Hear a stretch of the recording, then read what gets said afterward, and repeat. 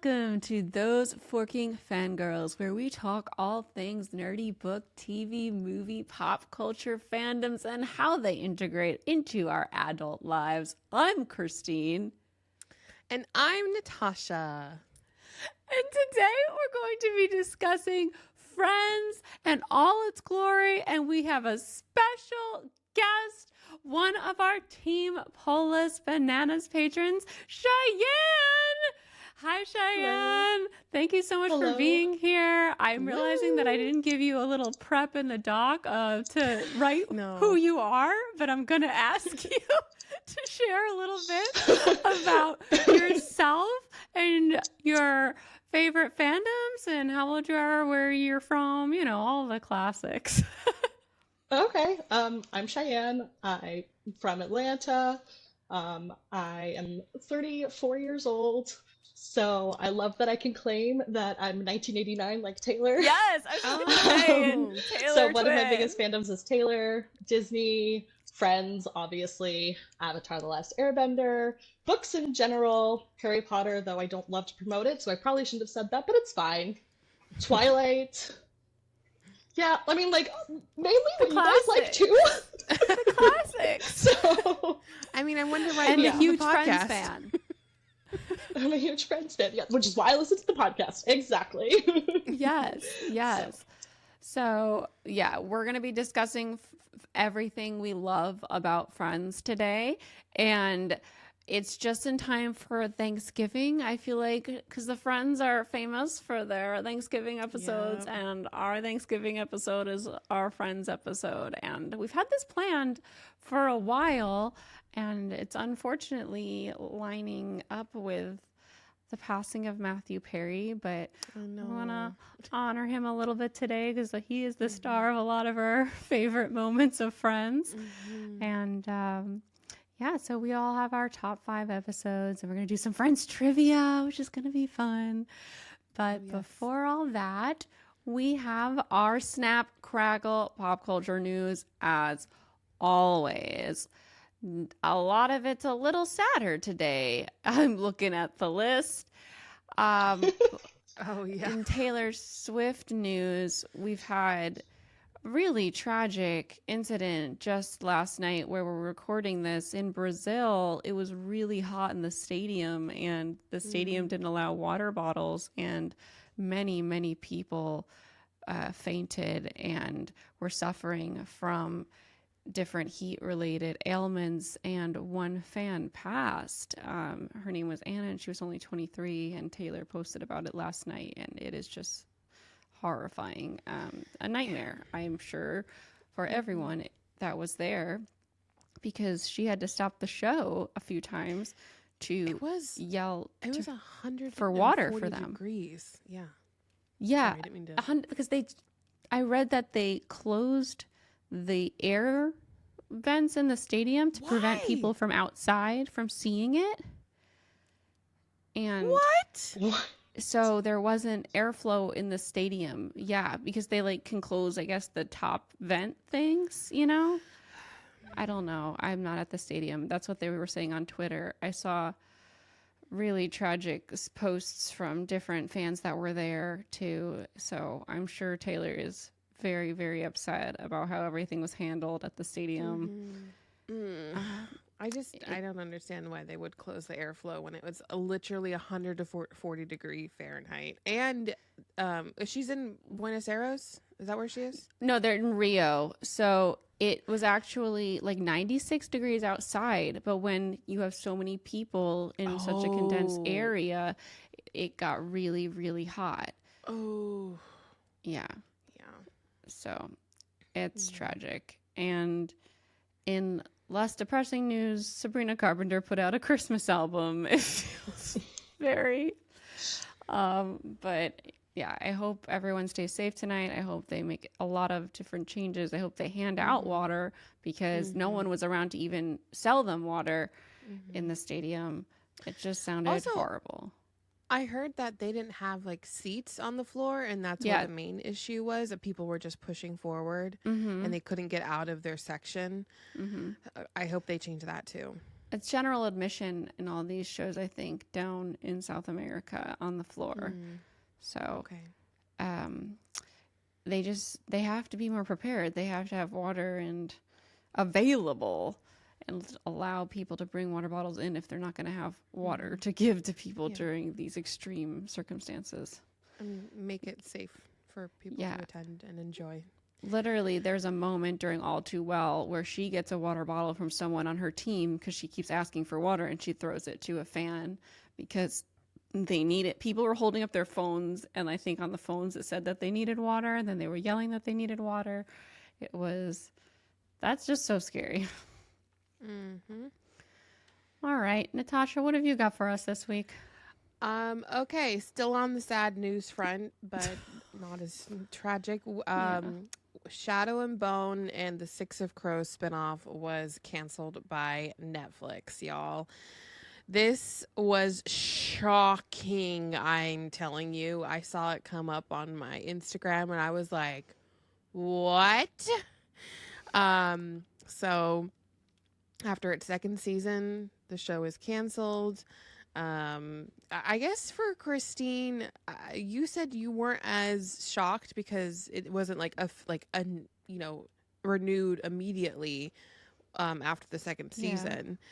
I saw a lot of speculation after the second season aired that they might cancel it, so I wasn't as shocked that it got canceled, but I'm still very sad because I really wanted to see the Crows storyline. We were just about to do the Crows. I know. I think it's a victim of coming out of the writer's strike. It's going into its third season. So my friend who worked at Netflix, she said after the second season, the actors, their contracts need to be renewed and renegotiated. So I'm assuming that just all the money after the renegotiations, they're like, this ain't gonna work for us and our budget right now. And by the time we hold this off, like it's gonna be so far away from the second season. So I'm assuming that's what happened and they just canceled it. So it's all because of money. So yeah.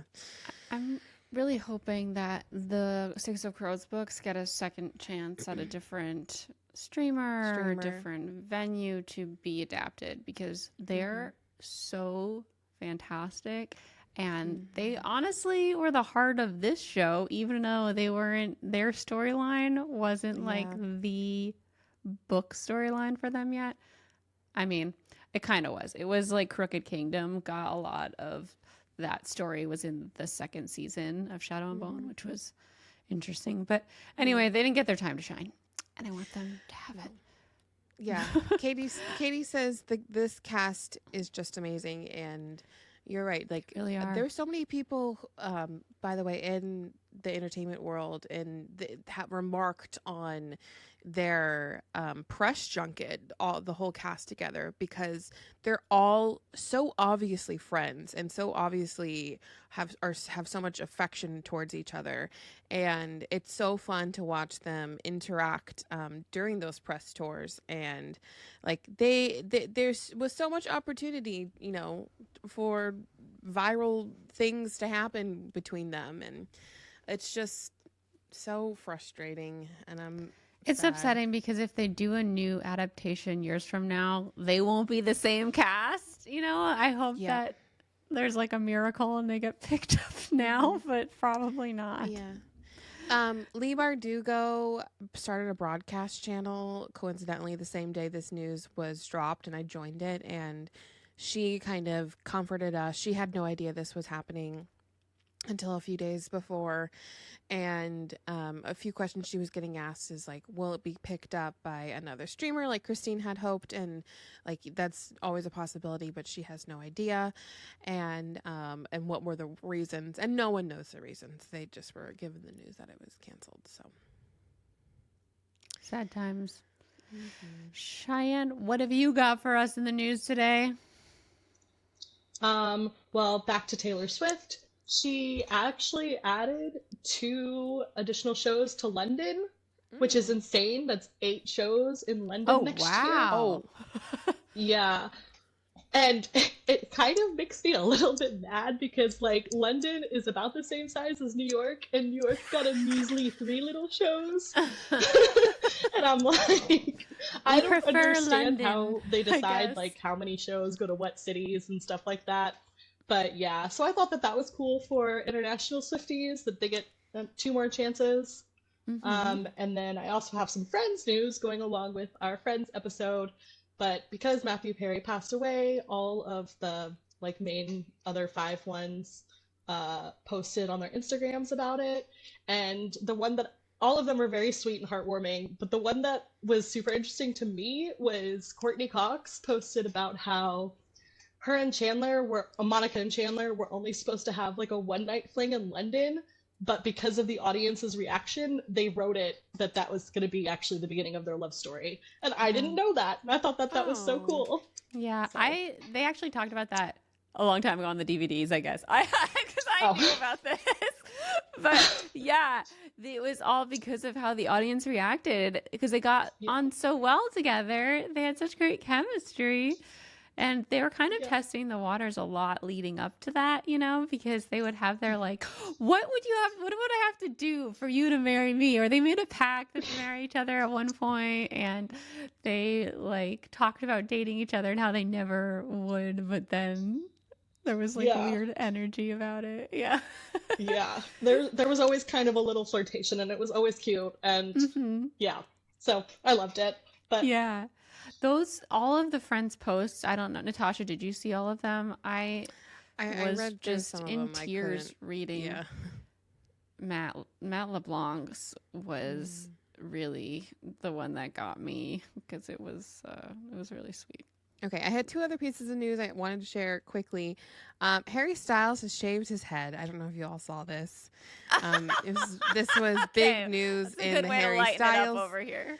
Yeah, in the Harry Styles world, everyone's devastated. It'll grow back, but it's interesting. And then 2, this is fun. Pedro Pascal is circling Mr. Fantastic for the Fantastic Four. So I would be so down if Pedro played anyone in the MCU, but in the Fantastic Four, that sounds amazing. And yes, I hope they cast him because they need some. They need to get people into the theaters, and Pedro's a big draw. I Oh, you guys don't All right, agree. Okay, cool. fine, whatever. Let's move on. Okay. no, no. I love him. I'm just not a big MCU person, so I just don't care very much about Mr. Fantastic. I know John Krasinski was originally like in talks, right? And that's why he ended up in the movie the Doctor Strange movie. I mean, I don't know if he and Emily Blunt were in talks, but I feel like they need someone with a little more spice to spice up Mr. Fantastic, you know? So Pedro So, Pascal is that guy. yeah, of course. All right. Well, that wraps up our news today. We are going to move on into our main discussion, which is loving on Friends. But before we head in there, I want to take a quick second to thank everybody out there listening to the pod. We appreciate you so much. And we want to remind you, if you're not already, we'd love it if you followed us for free in your favorite podcast app so you never miss an episode. And we have a visual version of the podcast for every episode on our YouTube channel, youtube.com/@those4kingfangirls. The link is in the show notes. And you could subscribe on YouTube for free so you never miss an episode there. And if you want to support the pod in a bigger way, we have a Patreon, patreon.com/@those4kingfangirls. 3 different tiers. At the $5 tier, we have an extra half an hour show every single week called Fangirl Tea Time, which is really fun. We tell, more stories about our personal lives, we go a little bit deeper. And then at the Team Edward $10 tier, we have an extra show every month. And then our biggest tier, the Team Polis Bananas tier, you can be on the show, which is amazing. And so much fun to have y'all on to talk about our favorite fandoms. And we do fangirl bonding sessions every single month on Zoom. So those are really fun too. And we appreciate our community over there so much. It's literally why we're able to do this week to week. So thank y'all. Yeah. We appreciate you. All right. We're going to roll into our main discussion. Natasha's going to play host today for our friends discussion. Yes. You want to bring us in? Yes, I'm. Christine is the biggest Friends fan in my life, so I'm like looking at her answers. I'm like, I don't know. Anyways, all right. Well, first of all, I want to know, what does Friends mean to you guys? And is there a person or one of the characters on the show that you most connect with, and why? All right. Should I start us off here? Yeah, go ahead, Christine.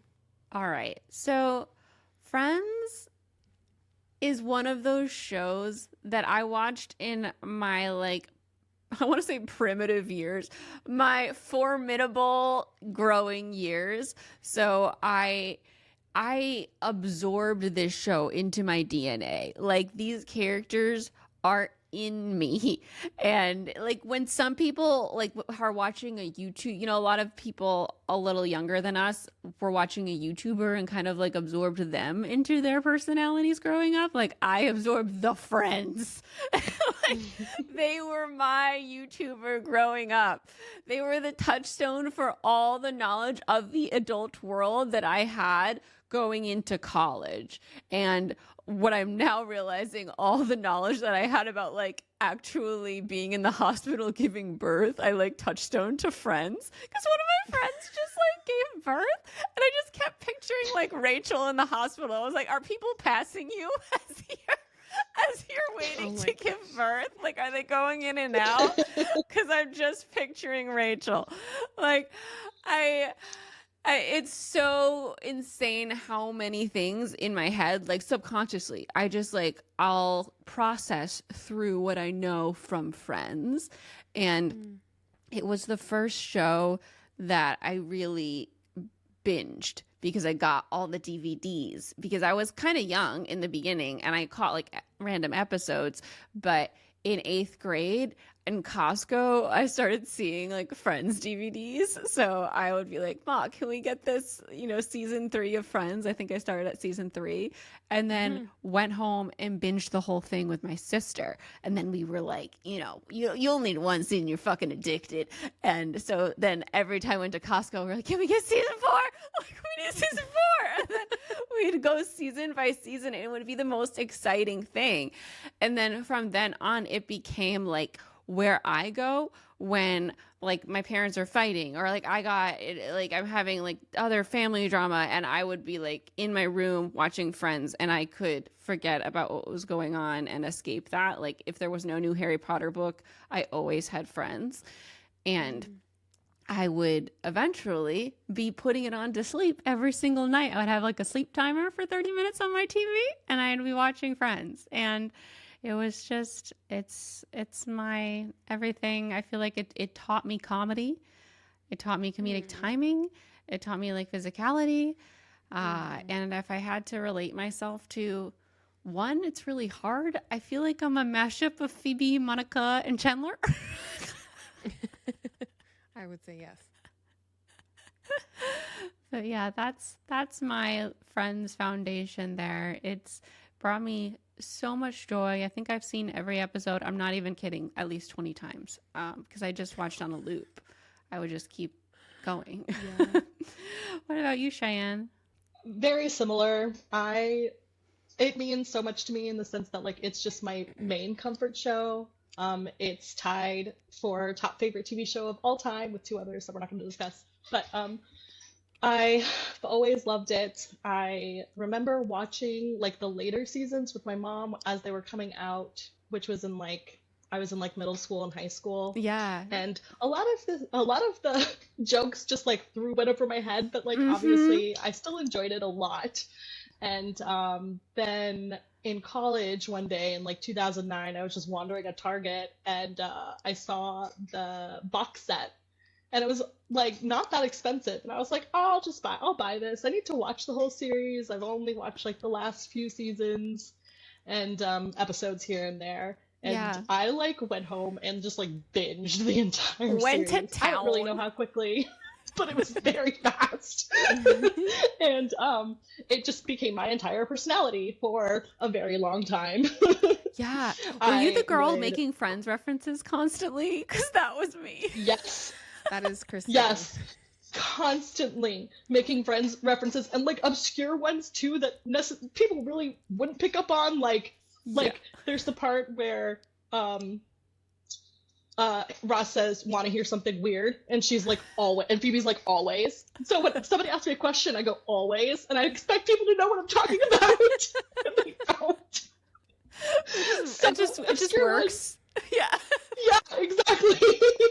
And it always would make me mad when people wouldn't understand my references, but I always had people who did. Like if somebody didn't in person, I could just text my sister or my best friend and be like, "This just happened," and they would get it. But Oh. yeah, so it's just a very happy comfort show for me. Yeah. And I am a Monica Ross mashup. I'm Nice. basically the lost Geller sibling. And I hate saying that because I actually really dislike Ross. But I'm definitely part of that family. So People are flawed, and Ross has flaws. Ross I mean, is, I feel like still one of my favorite characters. I think he's so Yeah. fucking funny. no, he is great. I say He's he's so the funny. worst because he's the worst out of all of them.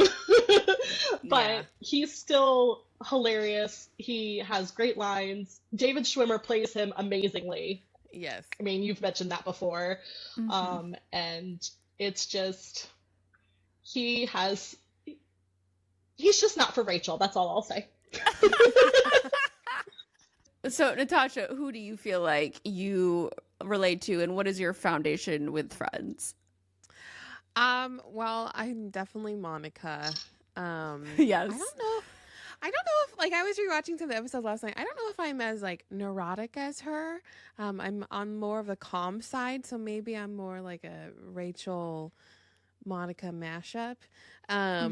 But we have see that. a lot of the very similar things about each other. So I started experience. Actually, wait.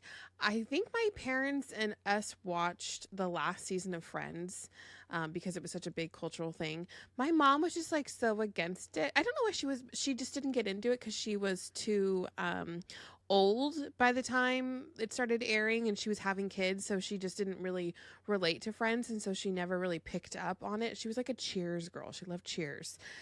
So when it was all airing, she didn't ever really want to watch it until the last season. She's like, I feel like we need to watch this finally. I'm like, oh, okay. But I My mom loved experienced Friends. Friends. I guess it just Who? depends what. My mom.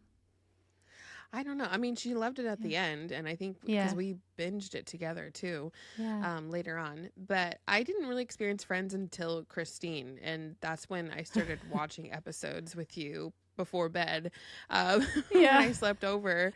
And then it finally came out on streaming, and I remember I binged the whole thing, and I was like, oh my gosh, this is so good. I'm not the type of person who laughs very hard during like media or like TVs and movies. And I found myself just cracking up all the time watching Friends. It is this show is some of the funniest stuff I have ever seen, and I just know I can put it on and I'm always gonna have a good time, and it's always gonna make me feel good. And there's always some other little thing I can pick apart watching all their faces, and It's so different watching it now too, as like someone now in past 30. Like every age you kind of pick up different little nuances and stuff, and you relate in different ways. So when I used to watch in my teens, it was completely different when I watched mid 20s, and when I was like the age of them when they started the show, and now I'm like the age of them like later on in the show, it's very weird how your perception shifts slightly with each watch depending on where you are in your like life journey. And I just, if you haven't watched Friends in order and you're here listening and you're like one of those people that like watch sporadic episodes, it is so much better when you watch it in order. Yeah. And if you want to skip seasons 1 and 2 and go back to them because they're a little rocky in terms of like the chemistry and the way things flow, like there are great episodes and there are episodes that are like, just start at season 3 because they're perfect by then. Just, and then you'll come back around. You'll want to go back and watch them eventually. But yeah, so many people are like, oh, I like it. Like, and I'm like, but it's not my favorite. I'm like, have you watched them all in order? And they're just like, no, but what does it matter? I'm like, it matters. There are through lines. It's fantastic writing. You have to see the jokes form. But I wanted to ask, because while we're still on the subject of, like the Foundation Friends, are there any episodes that you remember watching live? Because like I have this really burned in memory of watching the Ross's wedding to Emily in London. And then he says Rachel, and I was like sitting with my mom and we were like,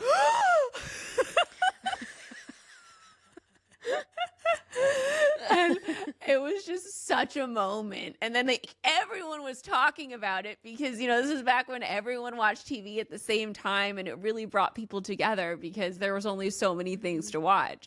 So do you guys have any moments like that? I have it was such a random moment, but it was the first episode we watched live when my mom was like, maybe we should start watching it, 10th season.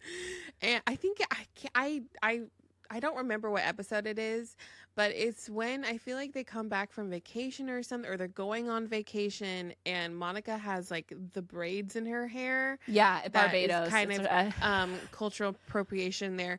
But I remember like her doing funny stuff with them and like getting it caught in the shower curtain. And I was like cry laughing, and I'll never forget that feeling of thinking, oh my god, this is so funny, what the heck. And that's what got me hooked. This distinct memory of someone's hair has gotten Natasha. So on brand. It's so on brand. What about you, Cheyenne? This one might be a little inappropriate, so I hope that's okay. 7? I don't know why I have this one stuck in my head, but this is one that like stands out in my brain.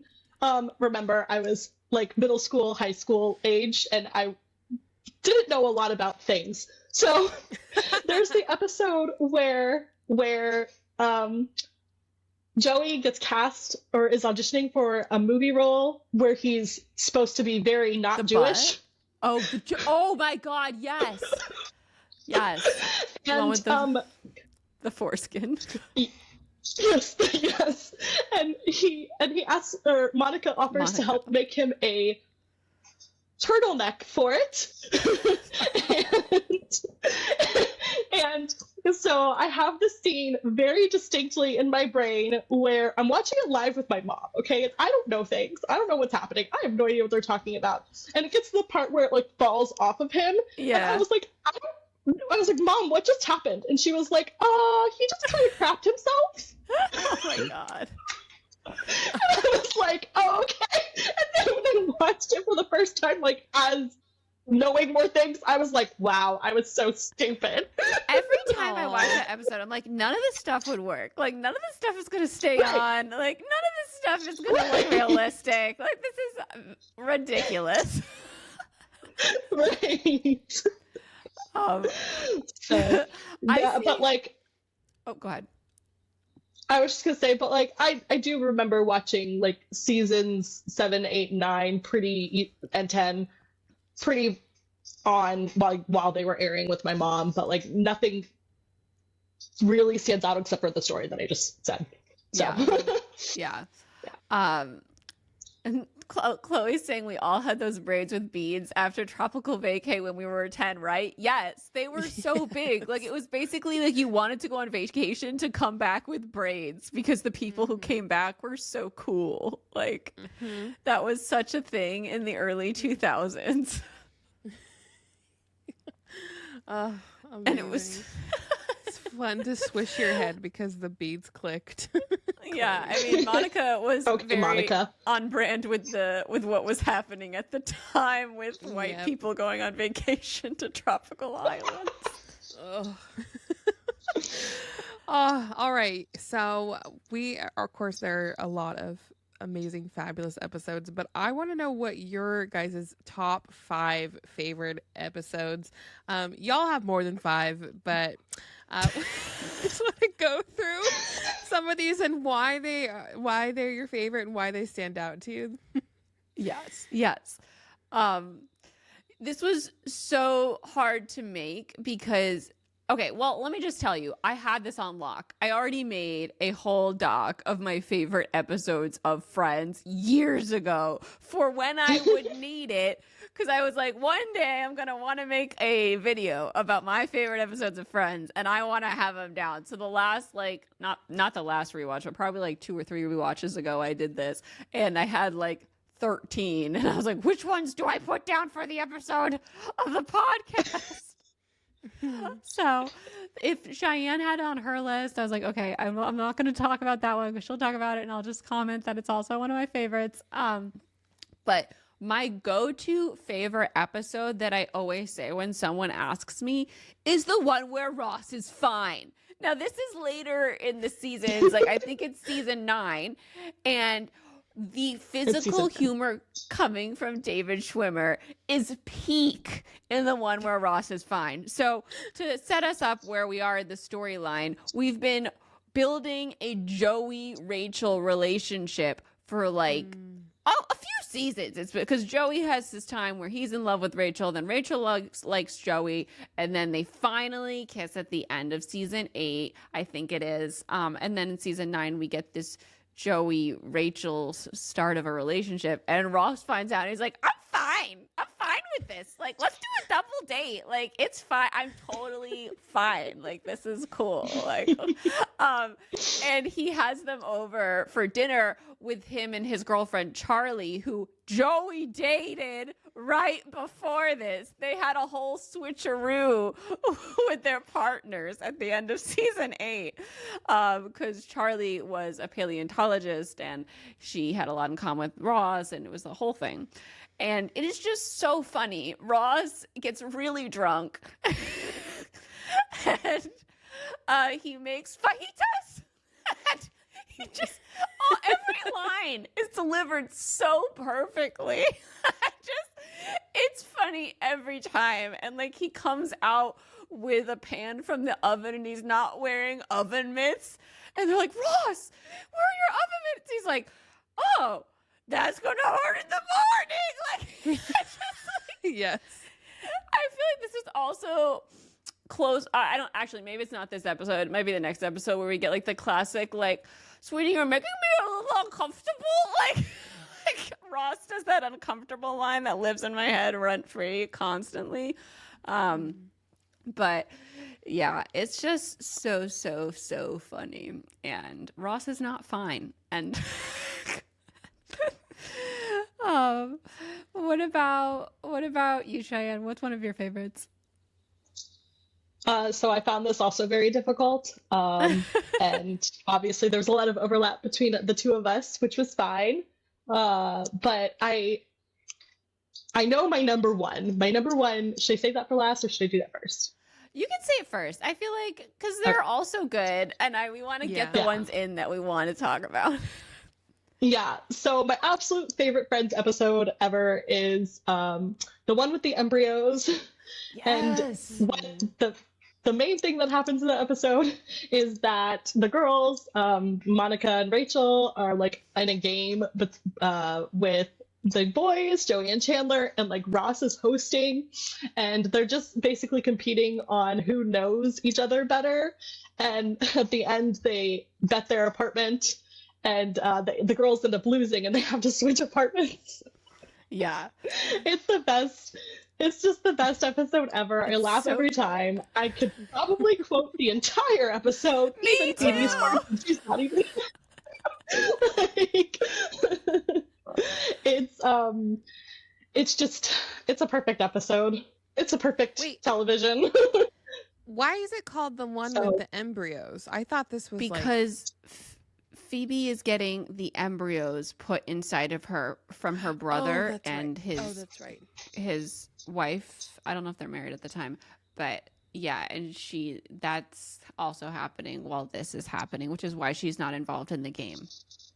Right. Exactly. Yeah. And at the end of the episode, she finds out she's pregnant. So Okay. it's a happy episode.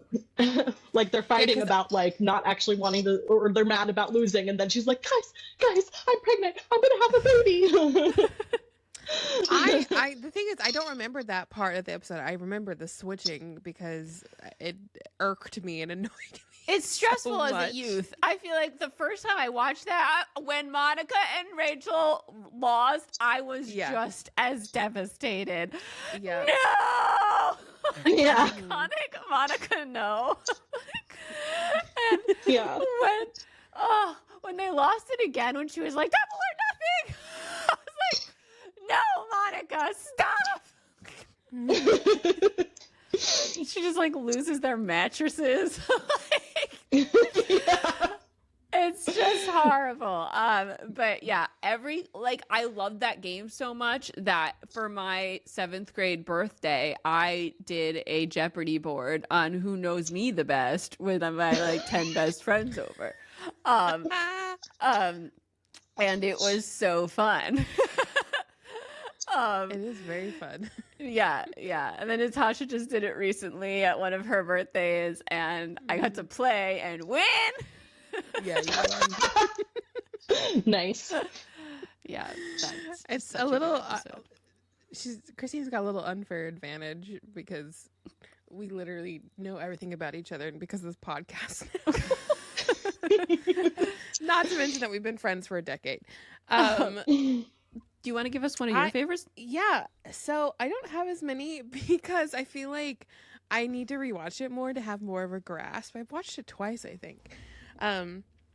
So my favorite episode is the one where Ross finds out, because now I don't love like Ross and Rachel together, but I can get behind the romance and like how like it's such like a wish fulfillment type of thing scenario, like someone from like your childhood who like had a huge crush on you and who was like, you know, the more popular one, and then finally like later on you guys are adults and you find each other and come back together, and it's just like, oh my gosh, yes, I wish this would happen to me. The whole part when Rachel gets drunk on the date that she goes on, and she's just so worried about this cat situation with Ross. Oh yeah, and Ross Julie. is getting a cat with Julie. Yes. And then she gets drunk and then asks for this guy's phone and leaves a message for closure. And the next morning, she's like, he comes in the apartment and he's like, oh, I guess you had a good time last night. And she's like, I don't remember anything. And then he gets on the phone and he's like, Rachel, I have a voicemail from you. She's like, oh no. Oh no. And then jumps on top of him. And it's so good. It is. It's the way that happens. And she's trying to like get the phone away from him, and he's Yeah. listening to the message. Mm-hmm. Both of them. Yeah. And then of course at the very end, he goes to Central Perk and she's closing up and they fight, and then he comes back and then it's the rain and the doors open and they kiss, and it's just, it's my favorite. I remember Iconic. the feelings of watching that. I was like, yes, but then the next episode it's just like, bleh. Yeah, he makes that fucking list. pro-con list. But what was I just gonna say? Okay, first of all, I just want to comment on in that episode when she like borrows the cell phone. It's this enormous phone from this guy at another table, which is just really funny to see. But also, this episode got much more special in my head when we learned in the reunion that they both had a crush on each other, and they never acted on it because they worked together. But like, this was their first kiss, and it just meant a lot in so many ways. And I love that like retroactive filter over this now, going back to watch. It's like, oh, they liked each other, so this was like really a moment. Chloe, why aren't they dating now? You know, I think their moment probably has passed. I don't know what's going on in David Schwimmer's life because he's so private, but maybe he's with somebody. All right, should I share another favorite? Yes. All right. So I love all of the like budding romance episodes with Monica and Chandler. Like the one with the morning after at Ross's wedding, they end up sleeping together, and it's so good and so fun. But I think one of my favorites from like they're hiding their relationship for a whole season, and it's the absolute best, is the one with all the kissing. So like Monica and Chandler have been seeing each other secretly, and they're like finally back in the apartment in regular life, and he goes to leave for work, and they're all at the table having breakfast, and he gives Monica a kiss goodbye. And he's like, oh, and they're all looking at him like, what the fuck was that? And he's like, and she's like, oh, something he picked up. And he just gives a kiss to like Phoebe and Rachel, and Joey's by the door, and he's like, don't come near me. Oh God, it's so funny. And then like throughout the rest of the episode, he's like, oh, I learned it. It's some European thing. Oh, it's very funny. What about you, Cheyenne? Give us another on your list. Okay, I have another one from season 4 that's kind of a continuation from the one with the embryos. I would just like to say seasons 4, 5, and 6 are all perfection. They so are. Obviously I say the same thing. Yes. They're friends, prime friends. They but are anyways, the perfect. You have to get to seasons 4, 5, and 6. But yes, do you they're like perfect. Do you like Rachel's hair in 4, 5, and 6, or do you prefer it in the beginning seasons? Who cares? I care. I don't that's even how I know. like. That's how I know what seasons they are, depending on her hair. I like Rachel's hair almost all the time, except for when she has the really long extensions that are very noticeable. And then that's like season 5, right? Is that season 5? Which when she's dating Bruce Willis, she has the really, really long hair. I hate Bruce Willis's character in this. He's so annoying. I thought it was because his name was Paul. Oh, maybe. That could be. Anyways, my next favorite episode I'm going to talk about is the one with all the haste, which is a few different things are going on, but Ross and Emily are dating, and Ross is annoyed because he has to take her back to the airport because they're doing this like long distance thing, and he ends up kind of accidentally proposing to her. Well, she says something about marriage, and he kind of is like, oh, he just is like, why don't we do it? Yeah, why don't we get married? And so they end up agreeing to get married. But the best part about this episode is this is where the boys and girls switch back apartments. And the way they do it is hilarious. The girls get like some season tickets for the Knicks, and they go offer them to the boys, and they're like, oh, here's some Knicks tickets. And they're like, oh, thanks, great. And she's like, just give us our apartment back. And they're like, oh! And they're so dramatic about it. And then they do this another bet, and it's like an all or nothing thing, and the girls lose again, so they get the Knicks tickets, and they go off to the game. And while they're at the game, the girls switch their apartments back. Yeah, and they make out. Yeah. But they come back and they're like first gonna go into their old apartment to give Monica and Rachel like t-shirts or whatever, and their stuff is all back. And Chandler notices immediately, and he's like, and Joey just like goes grabs a beer and like sits down on his recliner. And Chandler's just like, it's hilarious. The whole episode is so great. And then like, I love it when Phoebe is like, you know, I had nothing to do with this. And then she's like, oh, well, it was my idea. I don't feel good about it. Yeah, that's a great moment. Like, you're just waiting for it the whole time, too, because the girls don't belong in the guy's apartment. It is a boy's apartment. Yeah. Yes. So, yeah. And you're just waiting for that to happen because you know it's not going to last forever. So you're just like, and I love that they just keep it going for how, like, they did it for the perfect amount of time. So, yes. Yeah. What about you, Natasha? What's next for you? Probably the one with the resolutions. Classic. This is the classic one with the leather pants that I didn't know was classic until I watched it, and I was in freaking tears. And I rewatched it last night, and just like the things that Joey tells him to try to get the leather pants up. Also, like, at this point, I had like the hugest crush on David Schwimmer because he looks perfect in this episode. He does have this era where he looks really good. Really good. Yeah, like, and his hair is so nice. It looks so much better, like, longer. And I'm like, oh, he looks so good. The lotion and the powder have formed a paste.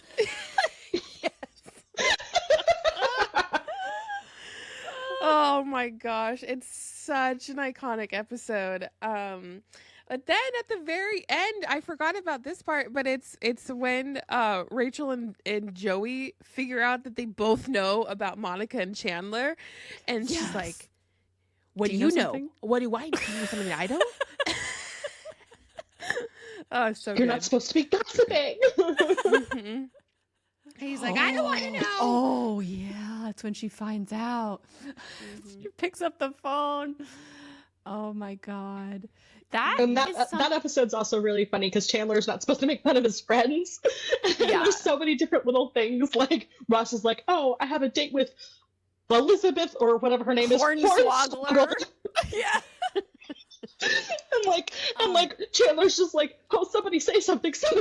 Like, he doesn't say that, but like he's like, ah. That whole storyline now with Rachel Monica not sharing with Rachel that she was dating Chandler, like, hits a lot different watching it now because you feel like I cry for Rachel. Like, it's really upsetting to know that your like best friend has been like dating one of your other friends and they haven't told you for months and months on end. And like the more she learns, the more like sad Rachel gets, and she just like tries to get Monica to tell her, and Monica still is like, I was cleaning Chandler's room. Like, like when she catches her in Chandler's room, she's like, oh, I was just cleaning, and he's hired me to clean. And it's just like, come on, Monica. And Rachel's like, good luck with your new job. Like, she's like crying. And Monica's like, wow, she's really gullible. And I'm just like, Monica. I didn't ever think of it that way, but yeah, that's really upsetting. There's a lot of like upsetting things that happen that they just kind of phase over with comedy. I think I'll talk about one of the episodes for like the Thanksgiving episode, and it just like, sometimes this just frustrates me so much. Which one? Tell us about it. It's the one in the first season where they have like the first Thanksgiving episode, and the guys ask for 3 different potato side dishes, and I, as like a hostess with the mostest, I get so irritated watching this because she's sitting there slaving away in the kitchen, Monica, like trying to make everyone happy, and then they fucking make fun of her because she had an outburst because she's doing too much, and I'm like, ah. Yeah, I feel the same way watching that episode. I'm like, shut up. She can't make all your stupid dishes. Yeah. And then yourself and bring it. Well, at the very end, like what they couldn't get back into the apartment, and then they're like, burned. oh well, can't eat it all, can't eat it anyways, and then they like laugh about how they can't eat any of the food that Monica made. Yeah. Ugh. Yeah, that first one's not my favorite. The first Thanksgiving. And I hate the one when they go skiing and they like get stuck. Like they don't invite Ross because Ross and Rachel are not together. I don't know if this is a Thanksgiving episode. I feel like it's around that time, like the holidays, and he has to come pick them up. I just like hate that episode. I hate when they get locked out of the car and they're stuck and they didn't invite Ross. Yeah. Ross had to come pick them up, and it's just like, ugh, it just gives me the heebie-jeebies. It's kind of like when SpongeBob goes to rock bottom and they have no way out. Like those sorts of episodes like freak me out. So the last one on my list here, and I have a huge list, so it's just the last one I'm mentioning, but like I cannot not mention the one in Vegas. It is one of my absolute favorites of all time. This is when Ross and Rachel get married drunk as shit. They're like fighting on the plane. And Ross draws a mustache and goatee on Rachel while she is sleeping. And they get to Vegas and she doesn't know, and everyone's like laughing at her because she has stuff drawn on her face and it doesn't come off her face. Like the pen ink won't come off. So she's like, I'm not going downstairs. And Ross like says he'll stay upstairs with her because he feels like an asshole because it won't come off. And they end up just like drinking everything in the mini bar and they both get super drunk. Like that scene where she's like, hit me. Like this list ran me in my head. And then like Joey knocks on the door and Ross goes to get it. And then when he opens it, Ross just like falls over. It's like, whoa, earthquake. Did you feel that? Like, it's so good. And Joey's just like, and Joey looks at Rachel and she's like, how you doing, baby? And he's like, Ross, don't let her drink anymore. Like, it's just like joke after joke delivered perfectly. Yeah. And then at the same time, like Chandler and Monica are like going to get married. It's perfect timing, comedic timing, because like we're working up to like, oh my God, they're going to get married in Vegas. And then like they go to the chapel and who walks out of the fucking chapel? But Ross and Rachel, drunk as fucks. Like I can't. Just want to mention that like every single Friends finale from like season 3 on is so good. I wanted to put them all on here, but that is the season 5 finale, I believe. And then the one after is so good. It's so good. Okay, Cheyenne. Yeah, I agree with that. The one in Vegas is one of my favorite ones too. Okay, so the one where everybody finds out. So this is the one Classic. where everybody finds out that Monica and Chandler are dating. They don't know that they know that we know. Yeah, and then they try and mess with each other. And that one's just really funny because like Phoebe and Chandler end up kind of almost kissing, or they do kiss, and one of them has to back down, and then like Chandler tells everybody that he loves her, and it's really sweet. And then at the very end of the episode, Ross sees through the window of his new apartment. He like has a mental breakdown, and it's not a mental breakdown, but yeah, he finds out, and it's hilarious. Oh my eyes. My eyes. Yes, exactly. Yeah, my eyes. When Phoebe sees, yep. And Rachel's like, I know, and Monica, but Ross doesn't know. Stop screaming. Like, so you have to stop screaming. It's just so like all of these scenes just again like they're so burned into my brain. I just start playing them whenever I hear like any keywords. Me too. I guess that brings us in the next part is what Friends quotes do you say in your everyday life that have like made their way into your vernacular? Like what do you say every day that they live rent free? Yes. Christine. Well, like so many on Cheyenne's list. I was like, oh yeah, I do that too. But like gum would be perfection. Just I say it all the time. Like I love gum. So this is from season 2, I think, during the blackout episode where Chandler gets locked in an ATM vestibule with Jill. Is that season 1? Is that season 1? It's really early. It's either season 1 or 2. But he gets locked in the ATM vestibule with like a model, like a Victoria's Secret model or something that's really famous. And with Jill Goodacre, that's her name. And he makes a call from like the payphone in the vestibule, and he's like talking to Joey, and no one can understand him. He's like, I'm wrong, because he doesn't want her to hear. And they put the phone to Joey, and he immediately is like, oh, he's locked in an ATM vestibule with Jill Goodacre. So he like decides to try to talk to her, but he doesn't know what to say. And then finally, after like a long time of not speaking, she's like, you want a piece of gum? And he's like, gum would be perfection. Then you get like the voiceover. He's like, gum would be perfection. It's like a classic, Chandler scene where he's like being self-deprecating and awkward, and it's amazing. And then like my sandwich just lives in my head rent free all the time too, even though like that joke kind of always annoys me because it goes too far. Like they zoom out to the world and they're like, my sandwich, and I'm like, stop guys, stop it. But like I feel the same way when someone eats my fucking food in the fridge. Growing up, I'd be like, are you kidding? This is the end of my world. I was looking forward to that all day at school. Like Ross had like the same vibes.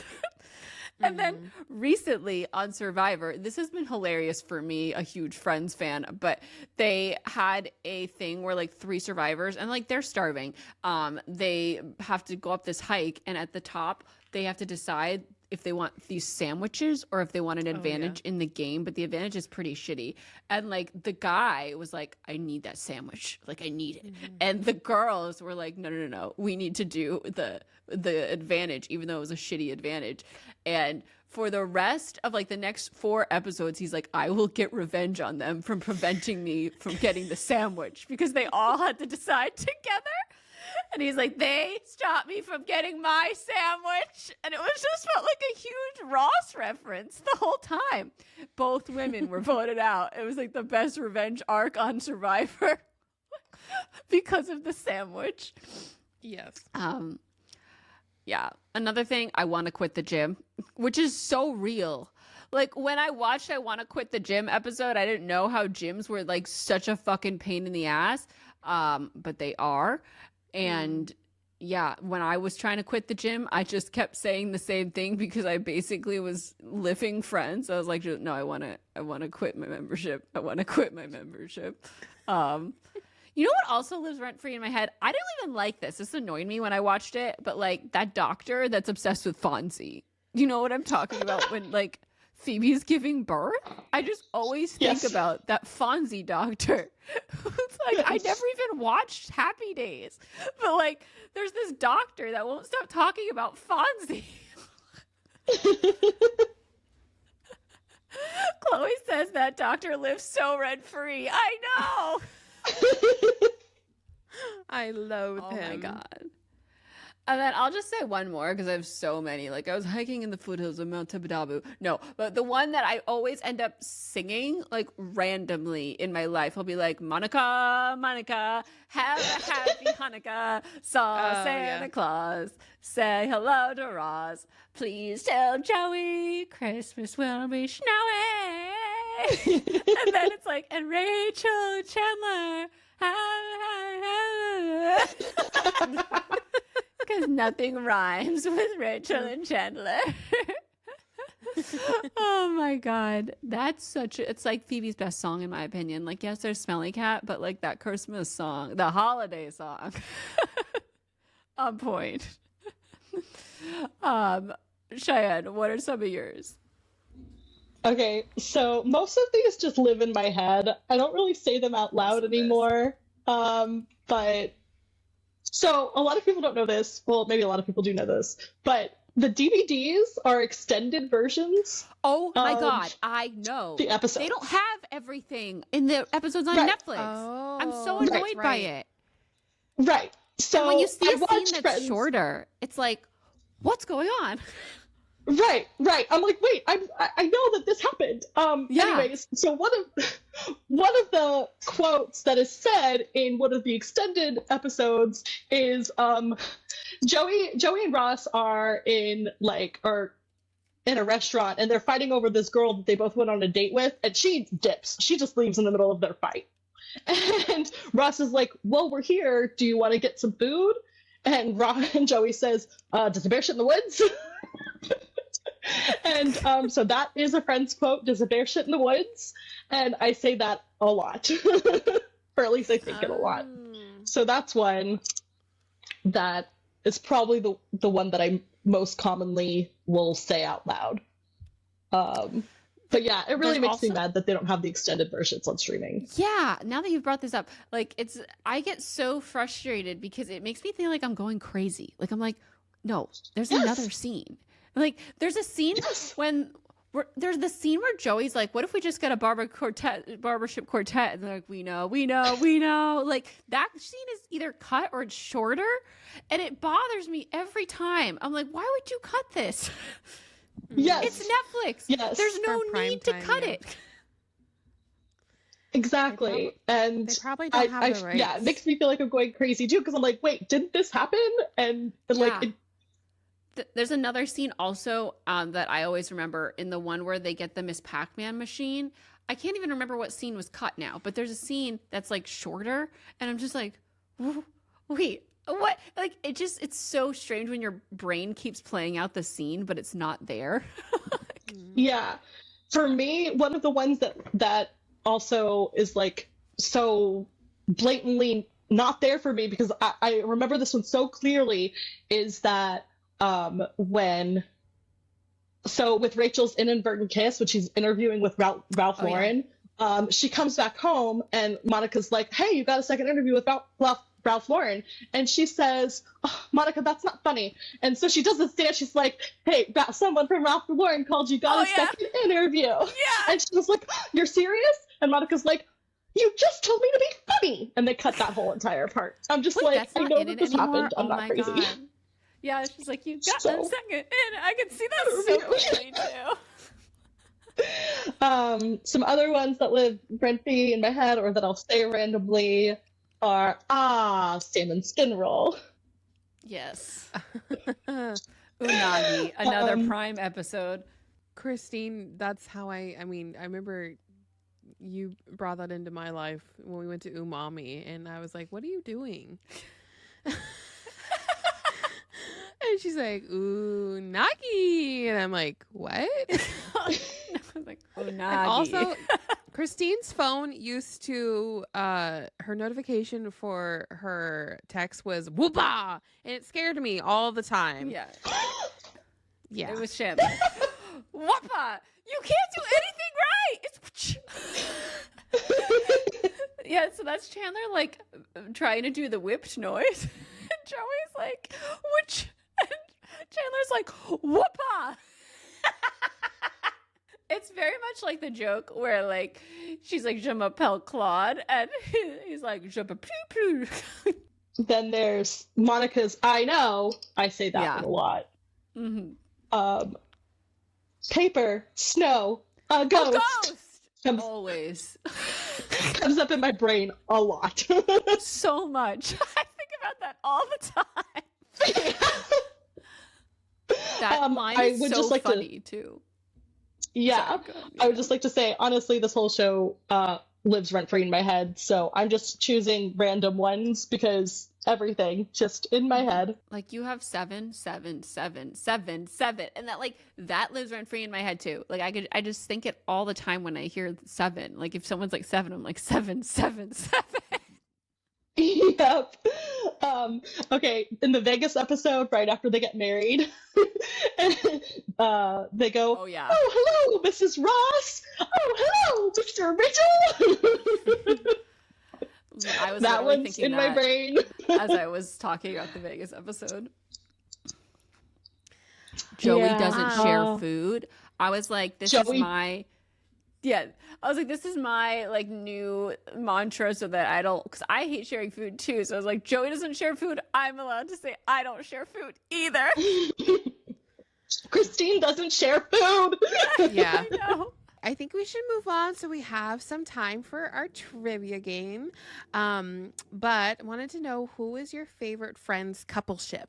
This is so hard because I wanted to pick one that wasn't as like obviously, but like I had so much fun with Chandler and Janice throughout the entire series. It was just always hilarious when you hear an oh my god. Like they did such a good job with her popping into the later seasons. It was just so funny every time you heard her voice. Like I think my favorite's like her cameo in the Rachel giving birth episode. And then like they wheel in fucking Janice. Yeah. I mean, I really loved Richard and Monica. It was just so sad when they couldn't be together because he didn't want kids. And it felt so real. And obviously, like, Tom Selleck is such a hottie. Again, another like wish fulfillment type of situation too, with like an older man who's like so handsome and like so on top of his shit. Yeah, that's one of my faves. What about you, Shan? Shan? The obvious one is Monica and Chandler, but I will say I really, really, really love Mike and Phoebe. I love them too. I wish that they had more time. I wish they didn't break up for a few episodes because I just would have loved more time with them. But what the time that they did have is just so perfect. It's so cute. Mike is just this perfect amount of weird for her. You know what scene lives in my head rent free when she's like, a piano player wouldn't need a piano to play piano, and then he gets up and he's just like, Yes. I just think about that all the time. It's perfect. Should we move into trivia? So we definitely have. Oh yeah, I just need to say Chloe's very wonderful line that she says, "I want Tom Selleck to spit in my mouth." I said what I said, and I agree, Chloe. This is why we are similar. All right, that would not fly with me. No, because Christine doesn't share food. Or spit with randoms. Well, what if you were together? I don't want to date Tom Selleck. Like, I don't think he would never be for me. I didn't think he was Me hot. either. Listen, Tom Selleck was the Henry Cavill of their day, so Of his time. it makes a lot of sense for me. It does. It does. On brand. I said what I said. Okay, so we had a lot of people send in trivia to our Instagram. Thank you everyone who did that. I'm going to go back and forth. I want to say a big thank you to Rebecca, who literally sent us like 60 Friends questions, and she's got Holy the crap, answers. Rebecca. Yeah, no, Thank you. had to make this Friends quiz for a super fan, so some of the questions are really odd and difficult, and I want to see how you guys do with this. We'll and see. I probably will just be using this because it's the most succinct. And yeah, so let us know. Well, if they're how too you guys hard, do. if they're Too hard, I then will throw go us back some to something easier. ones. Don't worry. Okay. Let's start with number 1 and see how. Let's feel this out. All right. What? So am I going to take the first one and then Cheyenne gets the next one? Is that how we're doing it? Yes. Okay, Christine. What is the Yes. order of the dot colors in the logo? What the fuck? All right. Yellow, red, blue. No. I don't know We're- the dot okay. colors. I need episode right. questions. Okay. Let's skip this. Okay. Christine, where does Yes. Rachel get her tattoo, and what is it? Okay, Rachel gets a heart and it's on her, like, below her hip area. Yes, correct. On this side. Yes. Okay. And Phoebe gets a little dot. She's supposed to get a lily for her mom, and then she says it's the world from her mom's point of view from heaven. Cheyenne. After baby Emma is born, Rachel tells Ross to pick one of the two names they have. What are the final two name options for baby Emma? Isabella and Delilah. Yeah. No. Wait, what about Ruth? I don't That's know. in the episode where they're discussing baby names. That's not one of the two that they like decided on. Oh my god. I just remember Ruth so hard because I was like, ew. It's an old woman's name. We're gonna have ourselves a little baby Ruth. Baby Ruth. Permission to veto. Yes, veto. Okay, Christine, what are the friends' parents' names? So, Ross and Monica. What are their parents' names? Jack and oh fuck, what is her name? Cheyenne, have to listen. What's her name again? Judy. Jack and Judy Geller. Judy, yeah. Do you know Rachel's at all? Phoebe's mom is Lily. Okay. I don't like they call Dr. Geller so often that I don't know his first name. Do you know it, Cheyenne? Dr. Green. Dr. No, Dr. Yeah. Green. I know mean, him as sorry, Dr. Green. I don't know why I just said Dr. Geller. Dr. Green. Okay. Dr. Green. And then the mom, I feel like she calls her mom all the time, so I don't know her name either. I don't know any of the other parents' names except for I'm trying what to we've think already like said. Frank Buffet, and that's like why we have Frank Jr. And then Lily is Phoebe's mom. I know Chandler's dad's drag name is Helena Handbasket. That was going to be the next But question. I don't know his actual name. Yeah. Okay, so I don't know if I should give you a point. Well, okay. are we keeping the points? Oh, okay, we're not keeping points. We're just doing it for fun. Okay. When Phoebe cuts Monica's hair, who does she think she wants her hair to look like, and who does she actually want? She wants Demi Moore's. Yeah, she wants Demi Moore. But she thinks it's a guy's. It's Demi. Yeah, it's like a guy's name. It's a guy's name, Demi Moore, and Demi. Yeah. It's I don't know the guy though. Yeah. It's Harry he's too Potter's old of a cousin's reference. first name.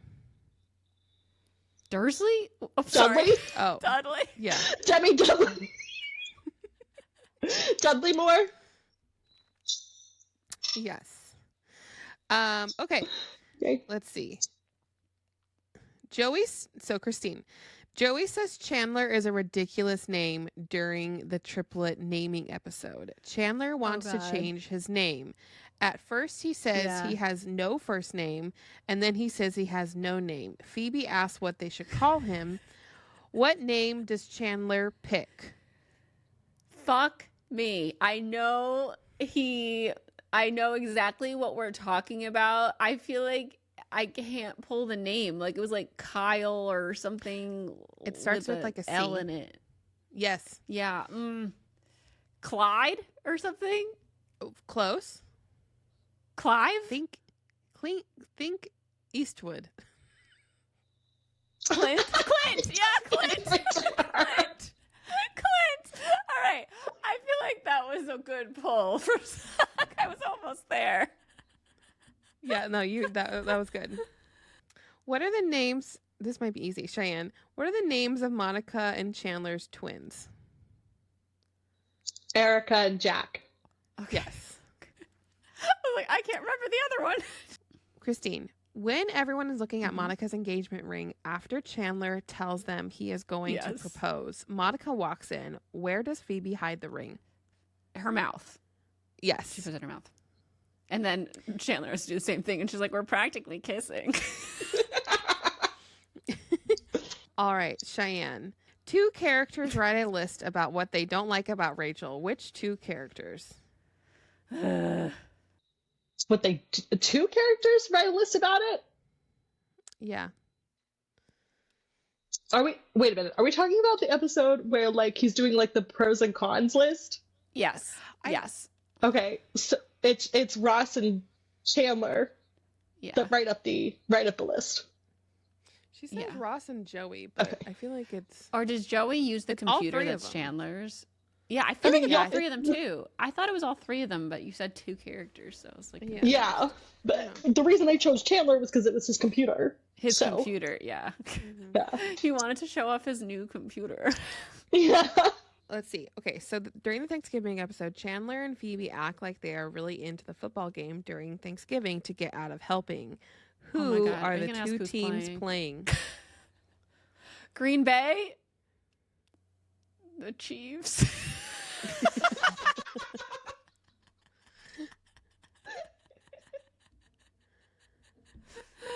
I don't know. Was this my question? Did I just jump in on Cheyenne's question? Yeah, I it's don't your even remember. question. Oh, okay. It's definitely Green Bay. I don't know the other team though. I'm just like pulling that out of my ass, obviously, because I don't. Is it the Giants, the Jets? I don't know many teams. Detroit. I don't know.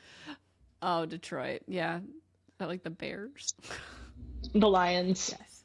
Cheyenne, in the episode where Chandler and Joey get robbed, what is written on their board? You're giving me episodes of like seasons 1 and 2, which I did not watch. sorry. I recently watched. I mean, I don't know. I don't feel like is that a big. I don't know what it said on the board either. Yeah, I don't know. They said thanks for all your stuff. Oh, Oh wait. Oh, that episode. I was thinking of a different episode. I'm so dumb. That episode is in season 4, and I should have known. Sorry. It's okay. I mean Okay. that was a tough one. Christine, what are the 4 categories in the quiz Ross makes? Oh, fuck. Okay. Fears and pet peeves. It's all relative. Mm-hmm. Fuck. I can just hear him like, it's all relative. Think his Is it job. like- Job? That's a category? No, think about his job. Like one of the categories has something to do with his job. Whose job?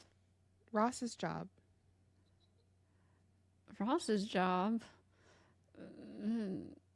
Ancient history? Yes. Yes. And fuck.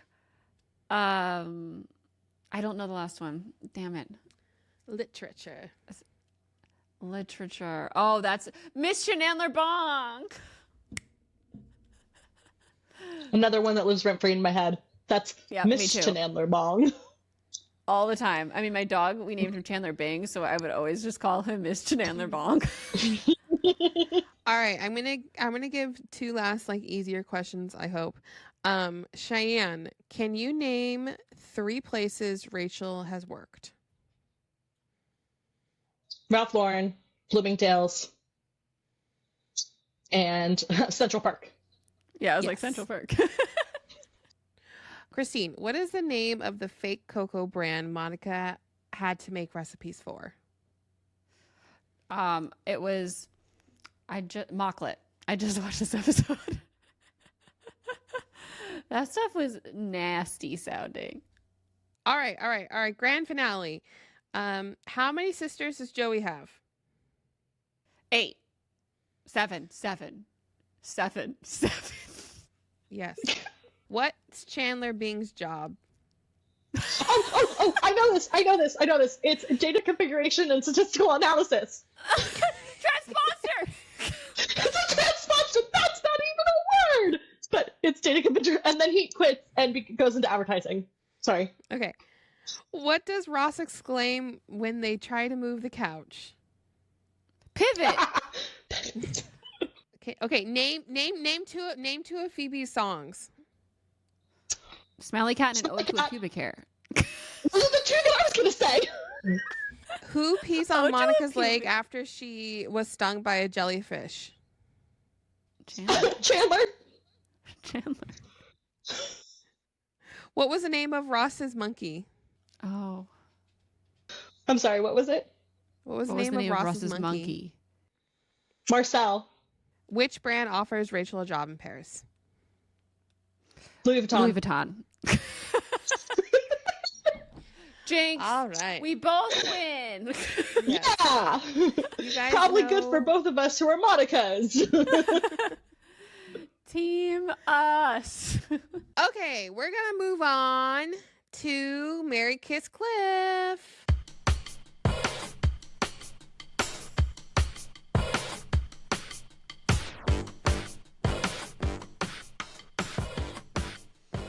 All right, Cheyenne set us up with this one today. Hit us. Okay. I will go with Danny the Yeti, aka the one with the inappropriate, where he's like inappropriate with the sister. Eddie, who is the annoying roommate, really crazy roommate of Chandler's, who won't leave, and Paolo. These are all terrible. I fucking hate Danny the Yeti. I think that's like one of my most annoying Rachel relationships. I'm like, why are you still doing this? She's like going out of her way to like get the upper hand, and then he doesn't even notice. And then Eddie is scary. Yeah, So- it's very scary. I mean, Paolo is an asshole. I guess I'm gonna kiss Paolo though, and probably marry Danny the Yeti and Cliff Eddie.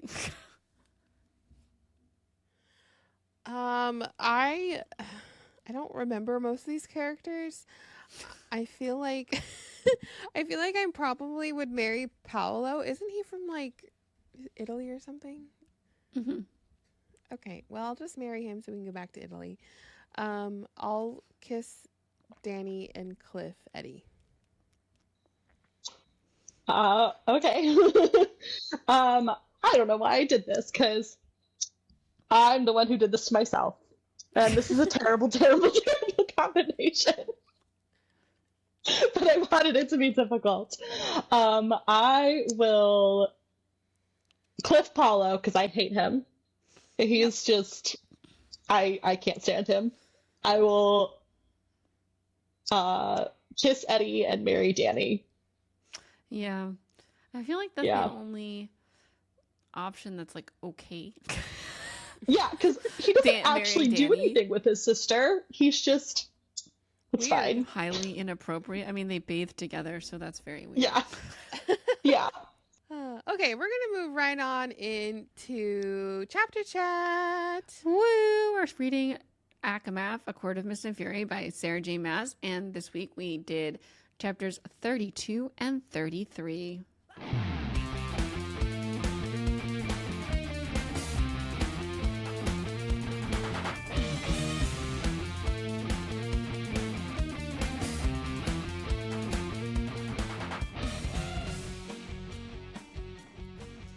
Cheyenne, have you read this? Like, did you read I did. Akamath? I have read Akamath, but I read it a long time ago. So we're So- not Okay. spoiling you. Yeah, we yeah, should you're make not sure we're not spoiling me, nope. spoiling. Okay. Yeah, no. All right. I have chapter 32. We did notes on this last week, and I had to go back and refresh because I was like, I don't remember at all anything what happened. Okay, we are in the summer court, right? Yes. Okay, so Aaron and Feyre go to summer court with Reese, and they're dressed in the summer court attire, which sounds so beautiful. Feyre's dress is lilac with blue flowers. It sounds like a Taylor Swift like folklore dress, and she walks downstairs, and Reese doesn't say anything to her, but he's just like, good. I'm like, come on, she must look beautiful. So Reese winnows them to the summer palace. The summer court Oh, yeah. looks to me like it's like a mix between like Greece, like somewhere on the Mediterranean, with white buildings and red roofs, and like the buildings are sparkling with like pearls and coral, and it's in a formation. It's surrounding a crescent bay, and there are islands all around. Honestly just sounds beautiful. Sounds like Greece. Yes. So a dozen people meet them in Adriata, which is the capital of the court. The Lord of High Summer has brown skin and white hair and turquoise blue eyes. He sounds like a Targaryen from House of the Dragon. And they meet, and like they're supposed to look murderous and evil, and Feyre's playing along with the whole thing. Is his name? Yeah, Tarquin. So Feyre like immediately starts to feel like a piece of the power that Tarquin gave to her, the kernel of power, as he like, well, one, he like looks at her and then like looks directly at her chest, and Feyre's like, oh yeah, he like just checks out her boobs immediately. Yeah. Yeah, and like Feyre doesn't even. She starts to think, she's like, oh, can he sense like the bit of power that I have from him? And then Rhys goes, he's like, aren't her breasts amazing? Like plucked like little apples or something. Yeah, I remember the apples comment. Yeah. Oh yeah, he says he keeps checking her out and being isn't her, she has spectacular breasts, and Feyre snaps back with a quip about Rhysand being obsessed with her mouth. Oh yeah, she snaps back and she's like, oh, I thought you were obsessed with my mouth. So we learned that Amarantha like sacked all of Adriata, and kind of get a glimpse as to probably what would have happened in Valaris, and they are rebuilding it right now. Feyre is like enamored by the water, and she starts getting images of how she can paint it. And so I think they're just talking at this point. Yeah. They're like at a dinner table. Yeah, like I think about to eat or something. And she's poised with the question if high fae is better than being mortal. And I think she's pretty good like at this whole like back she's and forth being dance. Very political savvy, like about everything she answers.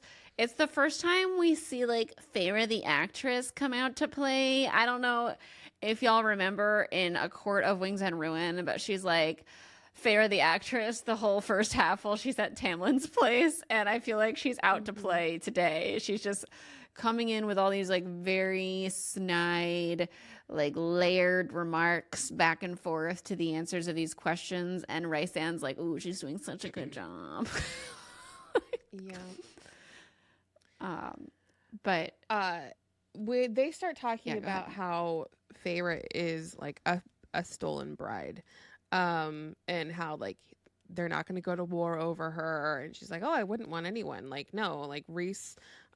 Then she starts questioning herself. She's like, I wrote a letter to I wrote a letter to Tamlin, and I don't think he would ever do anything. I told him I'm fine, but it's kind of like the first time she feels a bit insecure about how she left things with Tamlin, because she didn't really think about how she would start a war, and because Princess Cressida says, if she was a stolen bride, they would have to give her back to Tamlin as the law demands. So basically, if Tamlin's like, hey, Feyre's there at the summer court, okay, bring her back to me right now. No, she can't stay with them. And then Rhys threatens that if any of the summer court people try to bring Feyre back to Tamlin, he will go after them. And yeah. That kind of brings us right into chapter 33. It kind of ends on that awkward moment at the table where it's very tense because Cressida as well, like, we would abide by the law and tell Tamlin. And Rhys is like, well, if you do that, I will slaughter all of you, so fuck off. And Feyre kind of says that she's nobody's, no one is her master. She's master to herself. And at this moment, when they're talking about that, she was like, Tamlin, she says very confidently to everyone that like Tamlin is never going to go to war over me. Like that's not something that's happening. And then in the next chapter, she's like, she talks to Rysand and she's like, wait, would he? Like she doesn't know for sure, but she was putting up a front just to like calm everything at the table. But she gets really insecure about Tamlin because he does have very intense anger issues, and we don't want, we can't predict what he might do in the light of anger, and when his emotions are out of control, he doesn't have control over himself. So where she would like to say that he would never do something like that, she doesn't know if he would, and if he was, she would go back to prevent the war, she keeps saying. And Rysand's like, would you want to go back? And she's like, no, but I would do it because I'm not having anyone go to war over me. Like, that's ridiculous.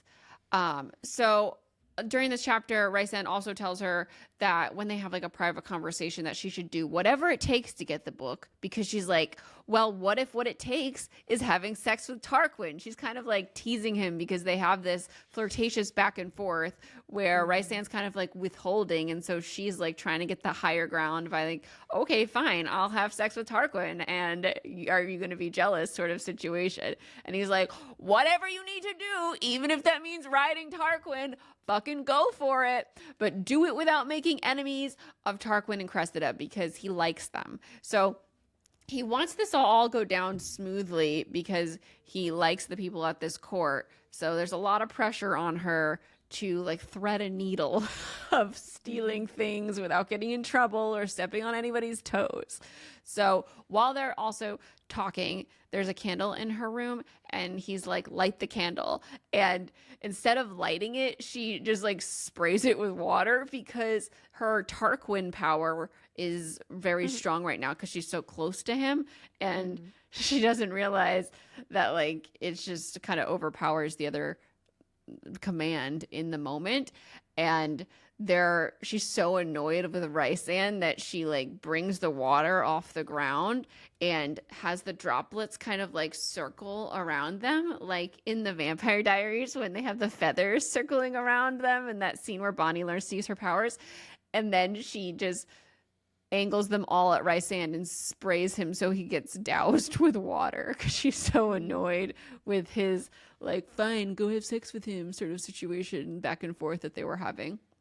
And he just isn't he like leaning over her on like the desk or the armoire? They're just they're talking to each other and getting like closer because they're like kind of fight talking, you know how they do that. Tension is palpable. Yeah, there's a palpable tension, and what she douses him with the water, and he just stands there and like blinks at her, and he's like, "Good work, keep practicing." But yeah, then they have the conversation. So that came before the Tamlin conversation about going back, and she'd do it anyway. And she says he locked you up because he knew you was he knew that you were a treasure, and he loved you too much. Love can be a poison. And then they have lunch on a fancy boat, and Rysand flirts with Cressida, and Armin is distracting the other main guy at Tarquin's right-hand side. And I think that ends up being the prince that she's dating later on in Silver Flames. Yeah, and then this is when Tarquin asks what the mortal world is like. And Feyre says that it's very defined by money. And she tells him that her father was a merchant. And this is how she's trying to like weasel her way into their safes, their like treasure troves, see where they hide stuff. She's like, you know, it'd be really, really cool and interesting if I could like compare like the jewels of the mortal world to like the jewels of the Fey world. So maybe you can like show me all your treasure. Like, she's very smooth about it, but also we know what the fuck she's doing. And that's where the chapter kind of ends. So we're about to go into heist mode. I'm excited for the fucking heist. The book is about to be taken. Yeah. But I think that's gonna wrap up our episode today, right? This has been a fun, nostalgic time. Cheyenne, thank you so much for joining us. Where can people find you on the internet? Thank you If you so want to much be for found. having me. If you I'm want to not be found. super. What's that? If you If want to you be want to found. be No found. pressure. If Oh, nobody. okay. I'm not super active on anything really. Instagram, I'm at C Versace, but that's Versaci instead of E. On Instagram and Twitter, I think it's what people want to find me. But yeah, I'm not super Cool. active, so there's that. Well, thank you so much for coming on the pod. Thank you for supporting the Thank pod. you. We appreciate it so much. It was really fun to have you and do Friends Trivia. It was really fun. We, yeah, no, we are so, so grateful. And for your support and for you coming on today and organizing yourself in a way for the pod. We had to make Cheyenne like move and all this stuff for know. like quality sound. So I'm sorry, that was annoying. Um, No, that's okay. but we post episodes every Friday, y'all. So our podcast is edited by Alex Polis and Jake Needham with music by Cole Jenkins and vocals by Heather Traska. Our socials are done by Chloe Laverson, and you should be following us on Instagram and TikTok at Those Forking Fangirls. We're also on Twitter at Fork Fangirls Pod. All those links are in the show notes, and our socials are rocking. Yeah. So yes, definitely hit those up. And I'm Christine. I'm Natasha. Cheyenne, you can say I'm Cheyenne. Cheyenne, you can outro yourself. Oh, and I'm Cheyenne. We'll see you next time. Thanks, y'all. We're off to go record Fangirl Tea Time, which is available for the patrons, and that's linked in the show notes if you want to check out our Patreon. Bye. Bye. Bye.